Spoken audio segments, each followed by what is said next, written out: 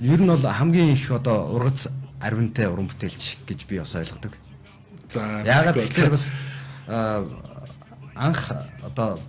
анх гинэ одоо 10 хэдэн жилийн өмнө л яг би радиод ажиллаад жигийн дуунуудыг явуулдаг. Тухайн үед бол ойлгоцсон бага байсан. Тий, танах одоо тэр үед бол чиний ажилтдаг ус амраг ажилтдаг ус радио миний дуунуудыг явуулдаг өстой ганц нэг радиог нэг байсан шүү. Яг тэрийг шудраг хэлээ тий. Ер нь тэгэл өөр радио дээр очиод янгууд чин пүү па өстой бараг л зайл гэдэг хөгдөл гардаг байсан шүү дээ. Тэр үед чинь бас ойлголт тийм байсан. Ойлголт бага байсан. Тэгээд тэр зүйлийг хүмүүс ойлгох ёстой гэж боддог байсан л да. Угаасаа нэг дэвшилт зүйлүүд үргэлж явж байгаа. Нэг зүйлүүд нэг хэвээрээ байхгүй, шин зүйлүүд гарч ийн, үг хэллгүүдийг сонсох хэрэгтэй. Хип-хоп бол эхлээд бол өөрөөр хүмүүс ойлгодог байсан шүү дээ хип-хоп өгчмийг.